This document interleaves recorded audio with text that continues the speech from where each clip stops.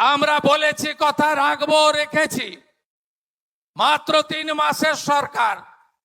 আমরা জুন মাসে 28 লক্ষ মহিলাকে আমরা 3000 টাকা করে দিয়েছিলাম।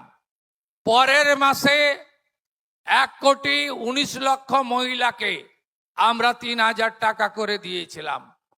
আপনারা জানেন এর আগে যে সরকার 2021-এ প্রথম 500 টাকা করে দিত, 24 সাল পর্যন্ত 500 টাকা করে দিত। 9 মাস লাগিয়ে। আজ পশ্চিমবঙ্গবাসীর জন্য একটি চরম সুখবর। আজ 17 আগস্ট রাজ্য সরকার যেভাবে কথা দিয়েছিল ঠিক সেই কথা রাখলো। নতুন সরকার গঠনের পর আজ ঠিক 100 দিন পূরণ হলো। আর 100 দিনের পূরণ হওয়ার বিশেষ দিনে শুরু হয়ে গেল অন্নপূর্ণা যোজনা প্রকল্পের জুলাই মাসের বকেয়া অর্থ দেওয়ার বিশাল প্রক্রিয়া। কোনো ভুল বা বানানো কথা নয়, একদম বাস্তব শত কথা তুলে ধরছি আপনাদের সামনে। তবে হ্যাঁ, ভিডিও শুরুতেই একটি বিষয় পরিষ্কার করে দেওয়া ভালো। আজ 17 আগস্ট থেকেই কিন্তু সবার অ্যাকাউন্টে একসাথে টাকা ঢুকে যায়নি। এটি একটি ধাপে ধাপে সম্পূর্ণ হওয়ার প্রক্রিয়া, যা আগামী 20 আগস্ট পর্যন্ত একটানা চলবে। অর্থাৎ আজ 17 আগস্ট থেকে শুরু করে আগামী 20 আগস্টের মধ্যে দেশে পশ্চিমবঙ্গে প্রায় 1,45,00,000 যোগ্য মহিলার ব্যাংক অ্যাকাউন্টে জুলাই মাসে প্রতিশ্রুতি 3000 টাকা করে পৌঁছে যাবে। কোনো রটনা বা গুজবে কান না দিয়ে বিষয়টি খতিয়ে দেখার জন্য আমি ব্যক্তিগতভাবে একটি ছোট পরীক্ষা করেছিলাম। যেসব মহিলারা এই প্রকল্পের যোগ্য, এমন 10 জন মহিলাকে আমি সরাসরি ফোনে তাদের স্ট্যাটাস জানতে চাই। আপনারা শুনলে অবাক হবেন, সেই 10 জনের মধ্যে 5 জন মহিলার অ্যাকাউন্টে ইতিমধ্যেই 3000 টাকা জমা হয়ে গিয়েছে। তবে মজার বিষয় হলো, ব্যাংক থেকে কিন্তু কোনো অফিসিয়ালি মেসেজ বা এসএমএস তাদের ফোনে আসেনি। তারা যখন নিজেরা সরাসরি ব্যাংকে গিয়ে এটিএম বা মোবাইল অ্যাপের মাধ্যমে অ্যাকাউন্ট চেক করে, তখন দেখতে পান যে টাকা ক্রেডিট হয়ে গিয়েছে। আর বাকি যে 5 জন মহিলা রয়েছেন যাদের অ্যাকাউন্টে এখনো টাকা আসেনি, তাদের হতাশ হওয়ার কিছু নেই, যেহেতু সরকার আনুষ্ঠানিকভাবে জানিয়ে যে 20 আগস্ট পর্যন্ত টাকা ট্রান্সফারের কাজ চলবে। তাই আগামী কয়েকদিনের মধ্যে বাকিদের অ্যাকাউন্টেও টাকা চলে আসবে। 1,80,00,000 আবেদন জমা পড়েছে। 1,80,00,000 আবেদন জমা পড়েছে অন্নপূর্ণা যোজনা ভান্ডারে। সেখানে এই আগস্ট মাসে মহিলাদেরকে অন্তর্ভুক্তি করা হচ্ছে 1,45,00,000। 1,45,00,000 মহিলাদেরকে অন্তর্ভুক্তি করা হচ্ছে। আরো 4 দিন ধরে আমাদের এই টাকা দেওয়ার কাজ চলবে, 17 আগস্ট থেকে 20 আগস্ট। তার মধ্যে আপনাদেরকে বলি, 1,45,00,000 মহিলা, তাদের অ্যাকাউন্টে অলরেডি আমাদের আজকে টাকা ছাড়ার কাজ শুরু হয়ে গেছে। হয়তো অনেকে ভাবছেন যে টাকা কেন ঢুকছে না, কেন পাচ্ছেন না। আপনারা নিশ্চিন্তে থাকুন, যারা পাওয়ার যোগ্য তাদের প্রত্যেকের অ্যাকাউন্টে টাকা।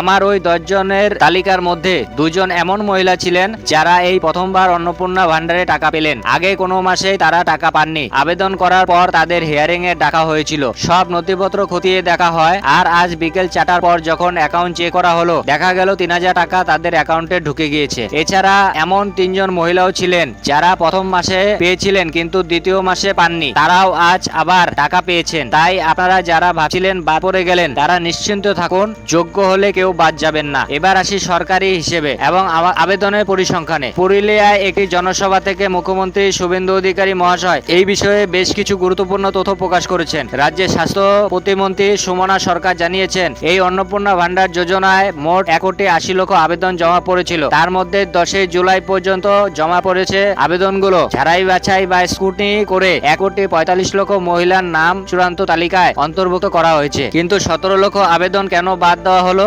সরকারের পক্ষ থেকে 3টি প্রধান কারণ দেখানো হয়েছে। প্রথমত, ব্যাংক অ্যাকাউন্টের সাথে আধার কার্ডের লিঙ্ক না থাকা। দ্বিতীয়ত, আবেদনকারী বা পরিবারের কেউ সরকারি চাকরি করেন কিংবা মাসে অন্তত 10,000 টাকার বেশি আয় করেন অথবা পেনশন পান। তৃতীয়ত, পরিবারের বার্ষিক আয় 12 লক্ষ টাকার উপরে এবং তারা আয়কর ইনকাম ট্যাক্স প্রদান করেন। এছাড়া শহর এলাকায় 3টি ঘরে পাকা বাড়ি থাকা পরিবার কিংবা 10 ডেসিমেল বা তার বেশি জমি থাকার পরিবারগুলিকেও এই প্রকল্পের আওতায় সীমায় রাখা হয়নি, তবে গ্রামাঞ্চলের ক্ষেত্রে এই নিয়মগুলিতে কিছুটা শিথিলতা দেওয়া হয়েছে। এবার যাদের আধার লিঙ্ক সংক্রান্ত সমস্যা রয়েছে তাদের জন্য একটি বিশাল বড় খবর রয়েছে। সরকারের তরফ থেকে বিডিও অফিসারদের কড়া নির্দেশ দেওয়া হয়েছে, যেসব যোগ্য মহিলাদের আধার লিঙ্কের কারণে টাকা আটকেবে তাদের বাড়িতে সরাসরি সরকারি কর্মীদের পাঠাতে হবে। সরকারি প্রতিনিধিরা নিজে গিয়ে সেই সমস্যার সমাধান করবেন এবং আধার কার্ড ও ব্যাংক অ্যাকাউন্টে লিঙ্ক করিয়ে দেবেন, যাতে কোনো যোগ্য মহিলা এই সুবিধা থেকে বঞ্চিত না হন। এছাড়া মুখ্যমন্ত্রী শুভেন্দু অধিকারী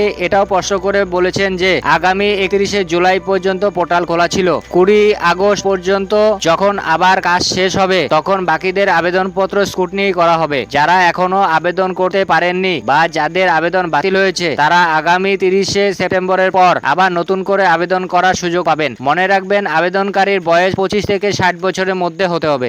তবে পরবর্তী সময়ে রাজ্য সরকারের পক্ষ থেকে আবার জনকল্যাণ শিবির আয়োজন করা হবে, যেখানে বার্ধক্য ভাতা, বিধবা ভাতা ও প্রতিবন্ধী ভাতা মতো অন্যান্য সুবিধা আবেদনও পূরণ করা হবে। তাই বলবো, আপনাদের ফোনে মেসেজ আসুক বা না আসুক, আপনারা 20 আগস্টের মধ্যে একবার সরাসরি নিজের ব্যাংক অ্যাকাউন্ট চেক করুন। আজকে না এলে কাল বা পরশুর মধ্যে টাকা ঢুকে যাওয়ার প্রবল সম্ভাবনা রয়েছে। আপনারা যারা এই ভিডিও দেখছেন তাদের মধ্যে কার কার ইতিমধ্যে জুলাইয়ের মাসের 3000 টাকা পেয়ে গেছেন তা নিচে কমেন্ট বক্সে অবশ্যই জানান। আর যারা পাননি তারাও কমেন্টে জানান। 20 আগস্ট পার হওয়ার পর আমরা আবারও একটি পর্যালোচনার ভিডিও নিয়ে আসব এবং যাদের টাকা আটকাবে তাদের কি করতে হবে তা নিয়ে বিস্তারিত আলোচনা করব। ততক্ষণ পর্যন্ত সবাই ভালো থাকুন, সুস্থ থাকুন। আমাদের চ্যানেলটি সাবস্ক্রাইব করতে একদম ভুলবেন না। ধন্যবাদ।